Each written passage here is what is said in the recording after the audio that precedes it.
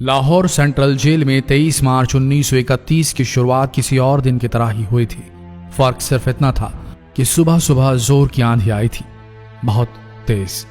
लेकिन जेल के कैदियों को थोड़ा अजीब सा लगा जब 4 बजे ही वार्डन चरत सिंह ने उनसे आकर कहा कि वो अपनी अपनी कोठरियों में चले जाएं। उन्होंने कारण नहीं बताया था। उनके मुंह से सिर्फ ये निकला कि आदेश ऊपर से है। अभी कैदी सोच ही रहे थे कि माजरा क्या है। जेल का नाई बरकत हर कमरे के सामने फुसफुसाते हुए गुजरा कि आज रात भगत सिंह, राजगुरु और सुखदेव को फांसी दी जाने वाली है। उस क्षण की निश्चिंता ने उनको झकझोर कर रख दिया। कैदियों ने बरकत से मनुहार की कि वो फांसी के बाद भगत सिंह की कोई भी चीज जैसे पेन, कंघा या घड़ी उन्हें ला कर दें ताकि वो अपने पोते पोतियों को बता सकें कि कभी वो भी भगत सिंह के साथ जेल में बंद थे। बरकत भगत सिंह की कोठरी में गया और वहां से उनका पेन और कंघा ले आया। सारे कैदियों में होड़ लग गई कि किसका उस पर अधिकार हो। आखिर में ड्रॉ निकाला गया, लाहौर कॉन्स्पिरेसी केस। अब सब कैदी चुप हो चले थे। उनकी निगाहें उनकी कोठरी से गुजरने वाले रास्ते पर लगी हुई थी। भगत सिंह उनके साथ फांसी पर लटकाए जाने के लिए उसी रास्ते से गुजरने वाले थे।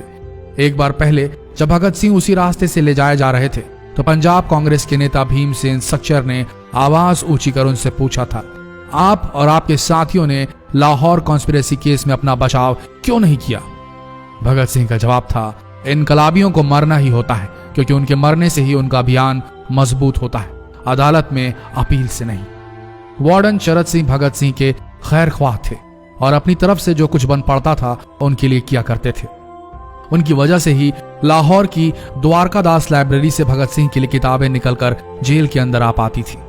भगत सिंह की जेल की जिंदगी काफी कठिन थी।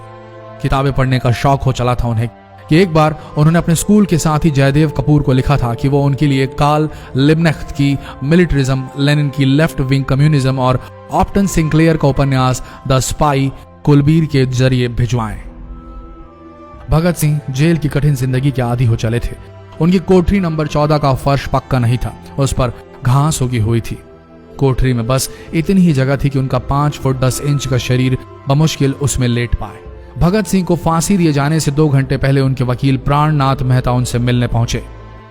मेहता ने बाद में लिखा कि भगत सिंह अपनी छोटी सी कोठरी में पिंजड़े में बंद शेर की तरह चक्कर लगा रहे थे। इनकलाब जिंदाबाद। उन्होंने मुस्कुराकर मेहता को स्वागत किया और पूछा कि आप मेरी किताब रिवोल्यूशनरी लेनिन लाए या नहीं। जब मेहता ने उन्हें किताब दी तो वे उसे उसी समय पढ़ने लगे मानो उनके पास अब ज्यादा समय न बचा। मेहता ने उनसे पूछा कि क्या आप देश को कोई संदेश देना चाहेंगे। भगत सिंह ने किताब से अपना मुंह हटाए बगैर कहा, सिर्फ 2 संदेश, साम्राज्यवाद मुर्दाबाद और इनकलाब जिंदाबाद। इसके बाद भगत सिंह ने मेहता से कहा कि वो पंडित नेहरू और सुभाष चंद्र बोस को मेरा धन्यवाद पहुंचा दे जिन्होंने मेरे केस में गहरी रुचि ली थी। भगत सिंह से मिलने के बाद मेहता राजगुरु से मिलने उनकी कोठरी पहुंचे। राजगुरु के अंतिम शब्द थे, हम लोग जल्द मिलेंगे। सुखदेव ने मेहता को याद दिलाया कि वो उनकी मौत के बाद जेलर से वो कैरम बोर्ड ले लें जो उन्होंने उन्हें कुछ महीने पहले दिया था।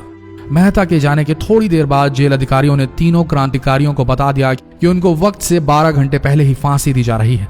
अगले दिन सुबह 6 बजे की बजाय उन्हें उसी शाम 7 बजे फांसी पर चढ़ा दिया जाएगा। भगत सिंह मेहता द्वारा दी गई किताब के कुछ पन्ने ही पढ़ पाए थे। उनके मुंह से निकला, क्या आप मुझे इस किताब का एक अध्याय भी खत्म करने नहीं देंगे?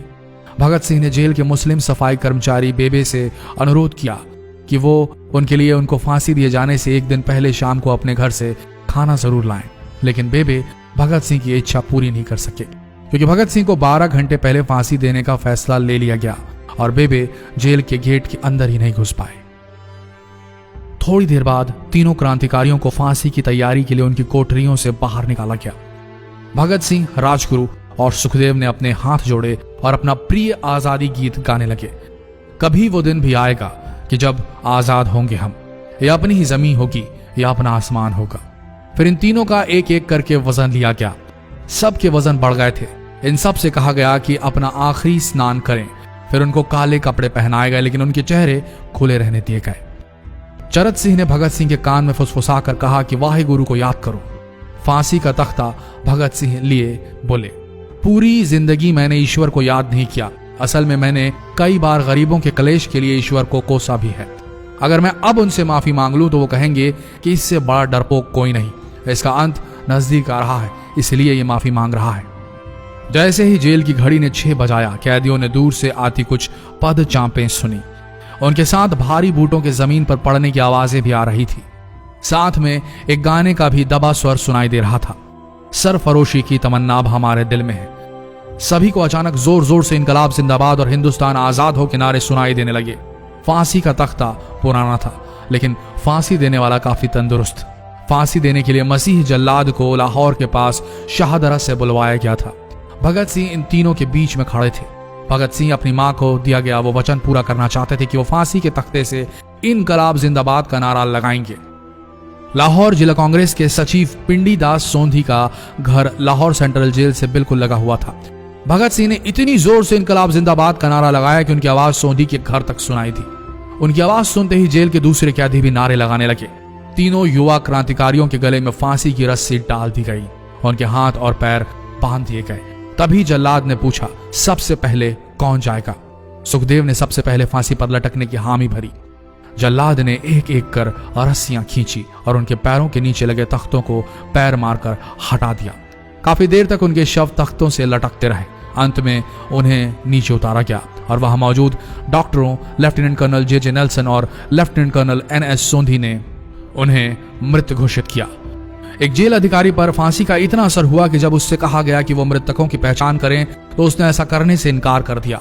उसे उसी जगह पर निलंबित कर दिया गया अंग्रेजों द्वारा। एक जूनियर अफसर ने यह काम अंजाम दिया। पहले योजना थी कि इन सब का अंतिम संस्कार जेल के अंदर ही किया जाएगा, लेकिन फिर यह विचार त्यागना पड़ा जब अधिकारियों को आभास हुआ कि जेल से धुआं उठते देख बाहर खड़ी भीड़ जेल पर हमला कर सकती है। इसलिए जेल की पिछली दीवार तोड़ी गई। उसी रास्ते से ट्रक जेल के अंदर लाया गया और उस पर बहुत अपमानजनक तरीके से उन शवों को एक सामान की तरह लाद दिया गया। पहले तय हुआ था कि उनका अंतिम संस्कार रावी के तट पर किया जाएगा, लेकिन रावी में पानी बहुत ही कम था, इसलिए सतलज के किनारे शवों को जलाने का फैसला लिया गया। उनके पार्थिव शरीर को फिरोजपुर के पास सतलज के किनारे लाया गया। तब तक रात के 10 बज चुके थे। इस बीच उप पुलिस अधीक्षक कसूर सुदर्शन सिंह कसूर गांव से एक पुजारी जगदीश अचरज को बुला लाए। अभी उनमें आग लगाई ही गई थी कि लोगों को इसके बारे में पता चल गया। जैसे ही ब्रितानी सैनिकों ने लोगों को अपनी तरफ आते देखा, वो शवों को वहीं छोड़कर अपने वाहनों की तरफ भागे। सारी रात गांव के लोगों ने उन शवों के चारों ओर पहरा दिया। अगले दिन दोपहर के आसपास जिला मजिस्ट्रेट की दस्तखत के साथ लाहौर के कई इलाकों में नोटिस चिपकाया गया, जिसमें बताया गया कि भगत सिंह, सुखदेव और राजगुरु का सतलज के किनारे हिंदू सिख रीति से अंतिम संस्कार कर दिया गया है। तो ये थे भगत सिंह की जिंदगी के वो 12 आखिरी घंटे। आशा करते हैं इस वीडियो में सुनाई गई ये कहानी आज युवा पीढ़ी के दिलों में मर चुके देशभक्ति को जगाने में कामयाब होंगे। जितना हो सके इस संदेश को पूरे देश में पहुंचाएं।